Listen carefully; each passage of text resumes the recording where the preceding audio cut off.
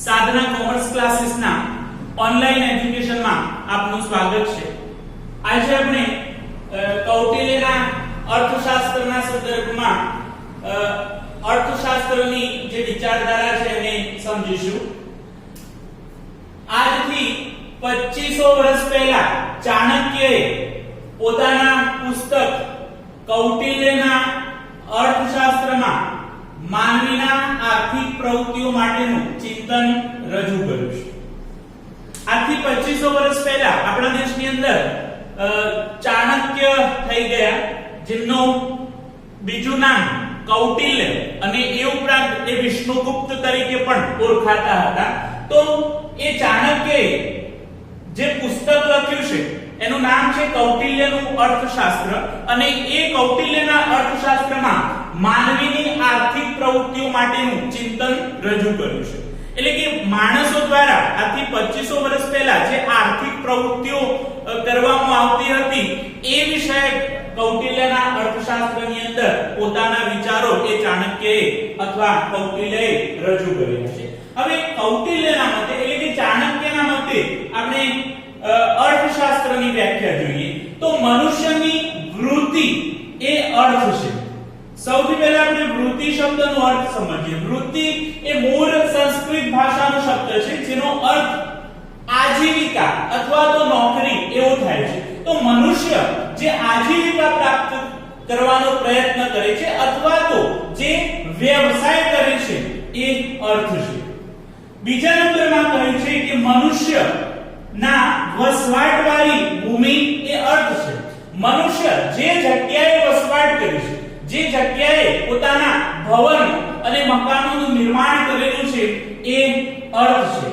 અને પૃથ્વીના લાભ પાલનના ઉપાયો દર્શાવતું શાસ્ત્ર એટલે અર્થશાસ્ત્ર। પૃથ્વી ઉપર કેવી રીતે લાભ પ્રાપ્ત થઈ શકે, કેવી રીતે પોતાનું ભરણ પોષણ થઈ શકે, કેવી રીતે પોતાની આજીવિકા માટે આપણે પ્રયત્ન કરી શકીએ અને વધુમાં વધુ સુખી અને સંપન્ન બની શકીએ એ અંગેના વિચારો રજૂ કરતું શાસ્ત્ર એટલે અર્થશાસ્ત્ર। ભારતીય તત્વચિંતનમાં માનવ કલ્યાણનો વિચાર થતો હતો। એટલે કે ભારતના જે આર્થિક વિચારો પ્રાચીન સમયમાં રજૂ થયેલા છે એમાં માનવ કલ્યાણનો વિચાર થતો હતો। એટલે કે માણસ જે પ્રવૃત્તિ કરે છે એમાં એનો લાભ થાય, ભલું થાય અથવા માણસ સુખી અને સંપન્ન બની શકે એ સંદર્ભમાં ભારતીય તત્વચિંતન એ આ વિચારો રજૂ કરેલા। આર્થિક પ્રવૃત્તિઓમાં પણ માત્ર અર્થ કેન્દ્રિત ન રહેતા માનવ કલ્યાણને ધ્યાનમાં રાખવામાં આવે છે। એટલે કે કોઈ પણ પ્રવૃત્તિ આપણે કરીએ, કોઈ પણ વ્યવસાય કરીએ તો એની અંદર ફક્ત નાણાંને ધ્યાનમાં રાખવાનું નથી, પણ નાણાંની સાથે સાથે પૈસાની સાથે સાથે માનવ કલ્યાણને પણ ધ્યાનમાં રાખીને વ્યવહાર કરવાનો છે। એટલે કે સામેવાળી વ્યક્તિને પણ આત્મસંતોષ થાય અને એ વ્યક્તિને જે ચીજવસ્તુ આપણે આપીએ છીએ એ ચીજવસ્તુની સેવા સંતોષકારક પ્રાપ્ત થાય અને એ ચીજવસ્તુના બદલામાં એ આત્મસંતોષ પ્રાપ્ત થઈ શકે એ બાબતને પણ આપણા તત્વચિંતનની અંદર ધ્યાનમાં રાખવામાં આવી છે। ચાણક્યના અર્થશાસ્ત્રમાં નીતિશાસ્ત્રની અસર છે। એટલે કે નૈતિક મૂલ્યો અથવા નીતિમત્તાને મહત્વ આપવામાં આવ્યું છે, પ્રામાણિકતાને મહત્વ આપવામાં આવ્યું છે, જેની અંદર જે વિનિમય થાય છે એ વિનિમયની અંદર બંનેને આત્મસંતોષ થાય, બંનેનું કલ્યાણ થાય અને કોઈ પણ પ્રકારની ગેરરીતિ ન થાય, અપ્રામાણિકતા ન થાય એ બાબતને પણ ચાણક્યના અર્થશાસ્ત્રની અંદર વણી લેવામાં આવી છે। ચાણક્યના મોટાભાગના આર્થિક વિચારોમાં જાહેર અને સામૂહિક વર્તનવાળી પ્રવૃત્તિઓ જ કેન્દ્ર સ્થાને છે। ચાણક્યે જે પોતાના આર્થિક વિચારો રજૂ કર્યા એ આર્થિક વિચારોમાં જાહેર એટલે કે રાજ્ય સંચાલિત પ્રવૃત્તિઓ અથવા તો સામૂહિક વર્તનવાળી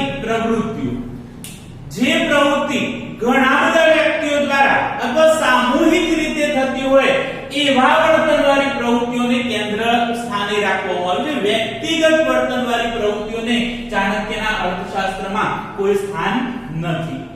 રાજાશાહી રાજ્ય વ્યવસ્થા અને ખેતી પ્રધાન અર્થવ્યવસ્થાને ધ્યાનમાં રાખીને જ કૌટિલ્યએ આર્થિક વિચારોનું માર્ગદર્શન રજૂ કર્યું છે. ચાણક્યના સમયમાં રાજાશાહી એટલે એ વખતે રાજાશાહી રાજ્ય વ્યવસ્થા છે, અત્યારે લોકશાહી રાજ્ય વ્યવસ્થા છે. અને ચાણક્યના સમયમાં આપણા દેશનો મુખ્ય જે વ્યવસાય હતો એ ખેતી હતો. એટલે અહીં એવું કીધું છે કે રાજાશાહી રાજ્ય વ્યવસ્થા અને ખેતી પ્રધાન અર્થવ્યવસ્થાને ધ્યાનમાં રાખી અને કૌટિલ્યએ પોતાના વિચારોનું માર્ગદર્શન રજૂ કર્યું છે. એ સમયની પરિસ્થિતિને ધ્યાનમાં રાખી, એ વ્યવસ્થાને ધ્યાનમાં રાખી અને કૌટિલ્યએ પોતાના વિચારો રજૂ કરેલા છે. તો આ આપણે કૌટિલ્યના અર્થશાસ્ત્ર વિષયક આપણે સમજ મેળવી. ફરીથી એકવાર રિપીટ કરું છું કે ચાણક્યએ કૌટિલ્યના અર્થશાસ્ત્રની અંદર પોતાનું આર્થિક ચિંતન રજૂ કર્યું છે. એમના મતે ત્રણ બાબતો અહીં સમજવા જેવી છે કૌટિલ્યના અર્થશાસ્ત્રની વ્યાખ્યામાં કે મનુષ્યની વૃત્તિ એ અર્થ છે, બીજા નંબરમાં મનુષ્યના વસવાટવાળી ભૂમિ એ અર્થ છે અને પૃથ્વીના લાભ પાલનના ઉપાયો દર્શાવતું શાસ્ત્ર એટલે અર્થશાસ્ત્ર. માનવ કલ્યાણની વાત થયેલી છે, માત્ર નાણાં નહીં પરંતુ માનવ કલ્યાણને પણ ધ્યાનમાં રાખવામાં આવ્યું છે. કૌટિલ્યના અર્થશાસ્ત્રમાં નીતિશાસ્ત્રની અસર છે. જાહેર અને સામૂહિક વર્તનવાળી પ્રવૃત્તિઓને જ કેન્દ્ર સ્થાને રાખવામાં આવી છે અને એ વખતે જે રાજાશાહી રાજ્ય વ્યવસ્થા હતી અને ખેતી પ્રધાન અર્થવ્યવસ્થા હતી તેને ધ્યાનમાં રાખીને કૌટિલ્યએ પોતાના વિચારો રજૂ કર્યા છે. હવે આપણે પશ્ચિમના અર્થશાસ્ત્રનો ઉદ્ભવ અને વિકાસની વાત કરીશું. આપણે શરૂઆતની અંદર ભારતીય અર્થવ્યવસ્થા અંગેના પોતાના વિચારો રજૂ કર્યા કે જેની અંદર ચાર પુરુષાર્થ હતા: ધર્મ, અર્થ, કામ અને મોક્ષ. અને એની સાથે જે આપણે વ્યાખ્યા જોઈ ભારતીય ચિંતન પ્રમાણે કે કશુંક મેળવવા માટે થતી અર્થપૂર્ણ પ્રવૃત્તિ એને આપણે અર્થશાસ્ત્ર તરીકે ઓળખીએ છીએ. એ પૂર્વની વિચારધારા હતી. આપણે પશ્ચિમની વિચારધારા જોઈએ તો પશ્ચિમની વિચારધારામાં ગ્રીક દેશનો એક મહાન તત્વચિંતક થઈ ગયો જેનું નામ હતું એરિસ્ટોટલ.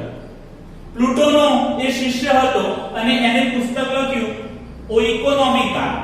અને આ ઓઇકોનોમિકા પુસ્તકની અંદર એમણે પોતાના આર્થિક વિચારો એટલે કે આર્થિક ચિંતન રજૂ કર્યું છે.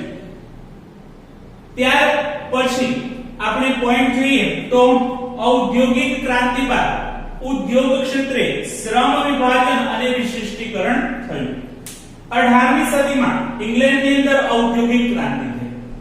18મી સદીમાં ઇંગ્લેન્ડની અંદર નવી નવી ટેકનોલોજીની શોધખોળ થઈ, નવા નવા યંત્રો શોધાયા અને એ યંત્રોની સાથે એ યંત્રોની મદદથી એક સાથે અસંખ્ય માત્રામાં ચીજવસ્તુઓ બનવા લાગી અને આપણે ઔદ્યોગિક ક્રાંતિ તરીકે ઓળખીએ છીએ. આ ઔદ્યોગિક ક્રાંતિના કારણે ઉદ્યોગ ક્ષેત્રે શ્રમ વિભાજન અને વિશિષ્ટીકરણ.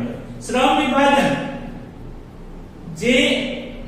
જેનો અર્થ એવો થઈ શકે કે શ્રમનું વિભાજન કરવું. પહેલાના સમયમાં ચીજવસ્તુના ઉત્પાદનથી લઈ અને વિતરણ સુધીની જવાબદારી એક જ વ્યક્તિની રહેતી, પરંતુ ઔદ્યોગિક ક્રાંતિ પછી દરેકની જે જવાબદારી હતી ઉત્પાદનના સંદર્ભમાં એ વહેંચી દેવામાં આવી અને વિશિષ્ટીકરણ થયું. વિશિષ્ટીકરણ એટલે કોઈ એક વ્યક્તિ એક જ કામ કરે અને એની અંદર કુશળતા પ્રાપ્ત કરે એને આપણે વિશિષ્ટીકરણ તરીકે ઓળખીએ છીએ. આ શ્રમ વિભાજન અને વિશિષ્ટીકરણના કારણે વસ્તુની ગુણવત્તામાં સુધારો થયો અને વધુમાં વધુ માત્રાની અંદર ચીજવસ્તુઓ ઉત્પન્ન થવા લાગી. જેવી રીતે ઉદ્યોગની અંદર જે શ્રમ વિભાજન અને વિશિષ્ટીકરણ થયું એ જ રીતે જ્ઞાનના ક્ષેત્રમાં પણ વિશિષ્ટીકરણ થતું ગયું. અત્યાર સુધી ફક્ત કલ્પના, તર્ક અથવા તો મનના તરંગો, મનની અંદર જે વિચાર આવે એ વિચારના આધારે જુદા જુદા ક્ષેત્રની અંદર અભ્યાસ થતો હતો. પરંતુ ઔદ્યોગિક ક્રાંતિ થઈ એ પછી જ્ઞાનના ક્ષેત્રમાં અભ્યાસની જે પદ્ધતિઓ હતી એ કલ્પના કે તર્ક આધારિત ન રહેતા પ્રયોગ અને ચકાસણી આધારિત વૈજ્ઞાનિક પદ્ધતિઓનો અભ્યાસ શરૂ થયો. એટલે કે પ્રયોગ દ્વારા વારંવાર ચકાસણી કર્યા પછી સિદ્ધાંતો રજૂ થયા. એટલે કે વિષયનો વૈજ્ઞાનિક અભ્યાસ શરૂ થયો, જેના કારણે વસ્તુલક્ષી અને હકીકતલક્ષી આપણને જ્ઞાન પ્રાપ્ત થવા લાગ્યું. માનવીના આર્થિક વર્તનનો રાજ્યશાસ્ત્ર, નીતિશાસ્ત્ર કે તત્વચિંતનના ભાગરૂપે અભ્યાસ કરતો હતો. એટલે કે અર્થશાસ્ત્ર એ કોઈ સ્વતંત્ર વિષય ન હતો. અર્થશાસ્ત્રનો ઉદ્ભવ એક સ્વતંત્ર વિષય શાખા તરીકે અસ્તિત્વમાં ન હતો, પરંતુ આર્થિક વર્તનનો અભ્યાસ એ રાજ્યશાસ્ત્રની અંદર થતો હતો. નીતિશાસ્ત્રની અંદર પણ આર્થિક વર્તનનો અભ્યાસ થતો અને તત્વચિંતનની અંદર પણ ખાસ કરીને અર્થશાસ્ત્રના સંદર્ભમાં આર્થિક વર્તનનો અભ્યાસ થતો હતો. તેનો ઔદ્યોગિક ક્રાંતિ પછી એક સ્વતંત્ર વિષય શાખા તરીકે ઉદ્ભવ થયો. એમાં આપણે જોઈએ તો સૌથી પહેલા એડમ સ્મિથ. એડમ સ્મિથે 1776 ની અંદર અર્થશાસ્ત્રનું સ્વતંત્ર ચિંતન રજૂ કરતું એક પુસ્તક લખ્યું. સૌપ્રથમ એડમ સ્મિથે 1776 ની અંદર એક સ્વતંત્ર વિષય તરીકે આ અર્થશાસ્ત્રને સ્થાન આપ્યું. માટે જ એડમ સ્મિથને અર્થશાસ્ત્રના પિતા તરીકે ઓળખવામાં આવે છે. એ વખતે વિશ્વની અંદર ઔદ્યોગિક ક્રાંતિ થઈ અને એ ઔદ્યોગિક ક્રાંતિમાં વધુમાં વધુ ચીજવસ્તુઓનું ઉત્પાદન થવા લાગ્યું, વધુમાં વધુ યંત્રો બન્યા, ઉત્પાદન વધ્યું, મૂડી રોકાણમાં વધારો થયો અને સાથે સાથે રાષ્ટ્રની સંપત્તિમાં પણ વધારો થયો. એટલે એડમ સ્મિથે વિચાર્યું રાષ્ટ્રની સંપત્તિમાં કેવી રીતે વધારો થઈ શકે એ અંગે પોતાનું સ્વતંત્ર ચિંતન રજૂ કર્યું અને An Inquiry into the Nature and Causes of the Wealth of Nations નામના પુસ્તકની અંદર એમને આ સંપત્તિ અંગે પોતાના અભ્યાસો રજૂ કર્યા, જેને ટૂંકમાં વેલ્થ ઓફ નેશન્સ, રાષ્ટ્રની સંપત્તિ એવું એમને પુસ્તક લખ્યું. એડમ સ્મિથે અર્થશાસ્ત્રનો સ્વતંત્ર અને વૈજ્ઞાનિક ભાવે અભ્યાસ કરવાની શરૂઆત કરી. અત્યાર સુધી અર્થશાસ્ત્ર એ રાજ્યશાસ્ત્રની એક વિષય શાખા ગણાતી હતી, પરંતુ એડમ સ્મિથે અર્થશાસ્ત્રનો પદ્ધતિસરનો વ્યવસ્થિત અને વૈજ્ઞાનિક ભાવે અભ્યાસ શરૂ કર્યો. હવે એડમ સ્મિથના મતે આપણે અર્થશાસ્ત્રની વ્યાખ્યા જોઈએ તો અર્થશાસ્ત્ર એ સંપત્તિનું શાસ્ત્ર છે. એડમ સ્મિથે અર્થશાસ્ત્રને સંપત્તિનું શાસ્ત્ર ગણાવ્યું છે. ઉત્પાદક શ્રમ દ્વારા ઉત્પન્ન થયેલ ભૌતિક સંપત્તિના ઉત્પાદન, વપરાશ અને વિનિમયનો અભ્યાસ કરતું શાસ્ત્ર.